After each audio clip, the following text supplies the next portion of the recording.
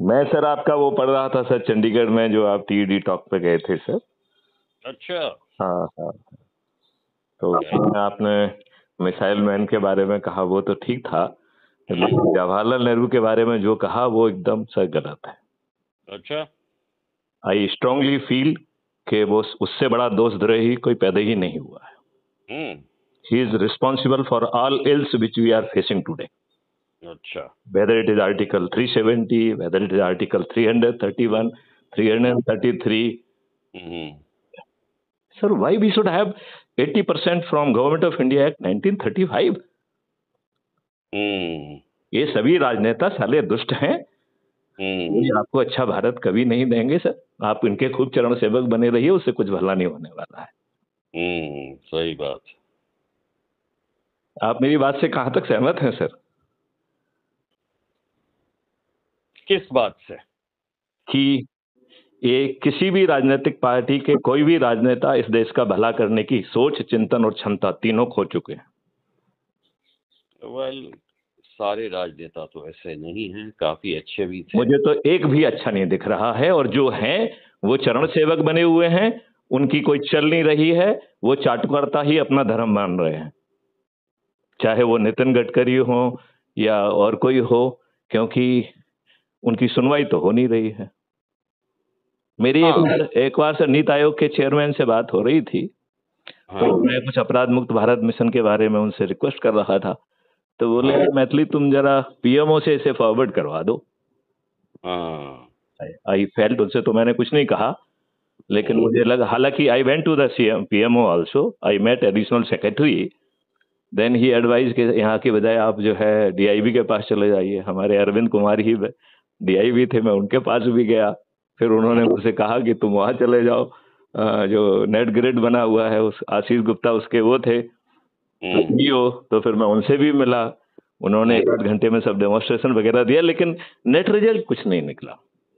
जहाँ नीति आयोग का चेयरमैन अपने आप को इतना बौना मानता हो कि बिना पीएमओ के इशारे के उसका अस्तित्व ही विहीन है, ऐसे लोग के लिए तो मुझे लज्जा आती है। सही बात। I feel disgusted.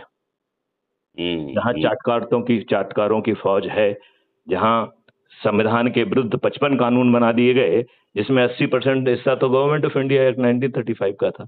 जो बेचारे बाबा अंडकर ने जो 20% हिस्सा दिया, दैट वाज नेवर रिस्पेक्टेड। आप बताइए, Mandal commission itself is not a violation of the constitution? Yes, I agree. आप बताइए, इसे ना इतने बच्चों ने आत्मदाह कर लिया, इस दुष्ट बीपी सिंह को बिल्कुल लज्जा नहीं आई, और भाजपा उसका जो है ना सपोर्ट दी होती, उसकी बैसाखी में थे वो। आप बताइए, 1990 में जो हुआ, क्या आईवी ने अपना काम नहीं निभाया? क्या they kept centre in dark? आप तो सर आईवी में रहे, आपको क्या लगता है कि आईवी ने और रॉ ने अपना धर्म नहीं निभाया होगा in informing central government? why the Hindus were not protected? Why there was massacre? Very true. And nobody punished. अभी जब जो है ना ये सब ड्रामा नाटक हुआ, आर्टिकल 370 हटा, तो जो वही विद्रोही नेताओं को माननीय नरेंद्र मोदी जी ने अपने घर में जो है डिनर लंच दिया, और फिर उसके फोटो जारी किए। इन्हीं माननीय नरेंद्र मोदी जी ने यहाँ भोपाल में आए थे, तो 2-3 साल पहले की बात है, जब अजीत पवार जो है बोले कि साहब इसने बहुत घपले किए हुए हैं, अब समय आ गया है कि अजीत पवार चक्की पिसिंग पिसिंग पिसिंग। उसके 3 दिन बाद जो है ना उसी अजीत पवार को जो है महाराष्ट्र का चीफ मिनिस्टर बना दिया, जबकि I don't see any compulsion at that moment of the time, because Bhajpa government was already in majority. सही बात। तो सर आपको मालूम है 2024 के आपराधिक आंकड़े क्या हैं सांसदों के? मालूम। 251 सांसद जो है आपराधिक रिकॉर्ड के हैं, which makes it 46%। इनमें से 170 जघन अपराध के अपराधी हैं सर, हत्या, डकैती, लूट, किडनैपिंग, बलात्कार। इन बलात्कारियों को सर संसद में बैठाने वाला और पहुंचाने वाला कौन है? और sir do you know that 27 of them they are convicted people. उन्हें अपील की ऑक्सीजन के आधार पर ये दुष्ट जो है ना उन्हें पार्लियामेंट ले गए। अभी 30 दिन में जो कहा गया कि सर जो 30 दिन जेल में रहेगा उसको जो है ना वो मुख्यमंत्री या प्रधानमंत्री नहीं रहेगा, मंत्री नहीं रहेगा।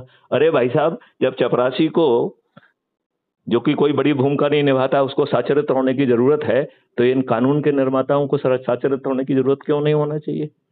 सुप्रीम कोर्ट ने और सर इसने इलेक्शन कमीशन ने कई बार जो है पीएमओ से, भारत सरकार से जो है पार्लियामेंट से अनुरोध किया कि सब कानून बना दीजिए कि आपराधिक रिकॉर्ड के व्यक्तियों को चुनाव लड़ने की पात्रता ना हो।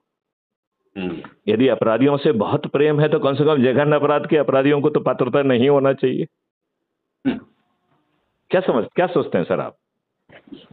ठीक है, मतलब मैं बहुत आंदोलित फील करता हूं, मेरी आवाज में भी सर आपको वो आंदोलित थोड़ी सा टोन समझ में आ रही होगी सर, मुझे लगता है सर। बिल्कुल बिल्कुल। और सर कैसे हैं सर?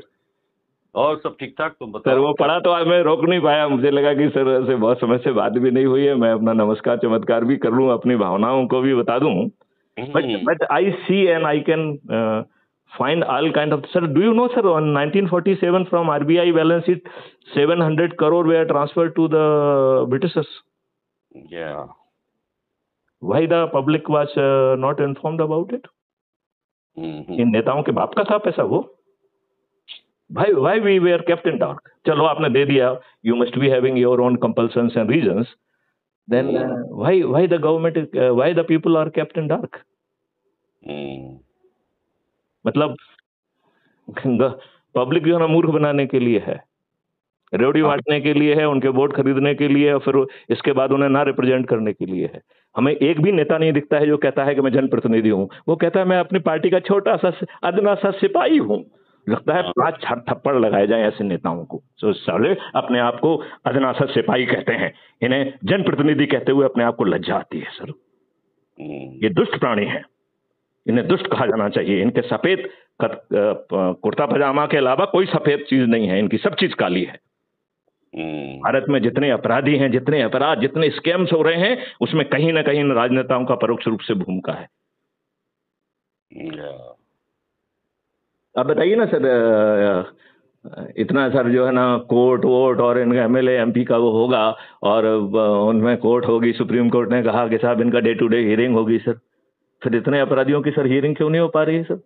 मैथिली गुप्ता तो कह रहे हैं कि बिना कोर्ट कचहरी जाए distributed video based trial system से हम 30 दिन में न्याय दे देंगे। तो हमारे सर कुछ लोग मुझसे बोले कि सर आपने टेक्नोलॉजी पे बहुत काम किया है, ये तो मैं आपकी बात मानता हूं कि डिस्ट्रीब्यूटेड वीडियो बेस से आप मुझे जजमेंट दिला देंगे, लेकिन सर आप न्याय कैसे दिलाएंगे? जब मैं मेरे आंखों के सामने कोर्ट में जो है उनका मुंशी बैठ के सबके सामने घूस खा रहा है, पैसे ले रहा है जज महोदय के सामने, तब ऐसे जजेस से आप मुझे न्याय कैसे दिला पाएंगे? क्या आप उनके दिमाग में घुसेंगे? क्या करेंगे आप? मैंने कहा मुझे समय दो, मैं 3 छोटे से काम करूंगा, फिर आपसे ही पूछूंगा कि जज महोदय आपको न्याय देंगे कि नहीं देंगे। बोले साहब ऐसा क्या कर लेंगे आप? मैंने कहा बड़ा पहला काम करूंगा कि contempt of the court act को खत्म कर दूंगा। दूसरा मैंने कहा कि 1 अपील की जगह 2 अपील का कानूनी प्रावधान कर दूंगा, appeal against the judgment and appeal against the जज। तो आम आदमी को ये फ्रीडम होगी कि वो जज पे आरोप लगा पाएगा कि इन जज महोदय ने इन साक्ष्यों को नजरअंदाज करके जानबूझ के गलत निर्णय दिया। That is the appeal against the जज। और उसकी कोडल फॉर्मेलिटी ये होगी कि उन जज महोदय को खुद जो है ना कटघरे में खड़े होकर अपने जजमेंट को डिफेंड करना होगा, otherwise he will be depanelled. It means भविष्य में जजेज को हटाने के लिए किसी महाभियोग की जरूरत नहीं होगी, वो एक गलत जजमेंट दे दें जिसे वो डिफेंड ना कर पाए, बस बाहर। तीसरा जो है उन्हें लाखों का हर्जाना देना पड़ेगा। और चौथा, यदि हमारे सिस्टम ने, हमारी टेक्नोलॉजी ने कुछ आपराधिक लिंक खोज लिया तो वो जेल में भी भेज दिए जाएंगे। अब मैंने कहा बताओ आपको न्याय मिलेगा कि नहीं मिलेगा? बोले पक्का मिलेगा सर, बिल्कुल 200% मिलेगा। बोले साहब नियम कौन बनाएगा? मैंने कहा अच्छे भारत का संकल्प ले लो, आपको पंच, सरपंच, पार्षद, जिला पंचायत अध्यक्ष, विधायक, राज्य सरकार का मंत्री, मुख्यमंत्री, और यदि देश में नंबर 1 आ जाओगे तो प्रधानमंत्री बना दूंगा और ये सब कानून बदल दूंगा। सिर्फ अच्छे भारत का संकल्प ले लो, 10 दिन लोगों को जोड़ने का, 9 दिन का व्रत पालन कर लो, 10वें दिन चमत्कार हो जाएगा, आप 100 करोड़ होंगे। बोले साहब ये तो आप बात बोले बहुत समय से कर रहे हो, अब 5 साल से ज्यादा हो गए। बोले अभी तक तो सर आप 18,000 पे ही अटके हो। तो मैंने सर उसको एक कहानी सुनाई। फिर मैंने कहा ये बताओ 100 मीटर से कोई छोटी रेस होती है क्या? बोले नहीं साहब नहीं होती, एथलीट में तो 100 मीटर की रेस सबसे छोटी होती है। मैंने कहा यदि तुम जैसा धावक स्टार्टिंग पॉइंट पर सावधान मुद्रा पे खड़ा रहे और एक कदम आगे नहीं उठाए बढ़ाए तो 100 मीटर की रेस आप कितने साल में पूरी कर लोगे? बोले साहब कभी नहीं होगी पूरी। तो मैंने कहा यही आपके साथ हो रहा है, जो आपको समझाया गया है यदि इसे आप पूरा करते तो ये 9 दिन में चमत्कार हो गया होता, और यदि आप लोग इसे नहीं करोगे तो हजारों सालों में भी नहीं होगा। Choice is yours. आपकी क्या राय है सर इसका? इस उनकी बात का जो जवाब दिया वो आप कहां तक संतुष्ट दिख रहे हैं सर? नहीं ठीक करे। I hope sir it is logical sir. बिल्कुल। अच्छा कहाँ है सर? दिल्ली में है सर? मैं दिल्ली में हूँ सर। मैडम को रिगार्ड्स कहिए सर, अगली बार दिल्ली आता हूँ तो मिलता हूँ। Okay right sir, right sir. जय हिंद, जय भारत।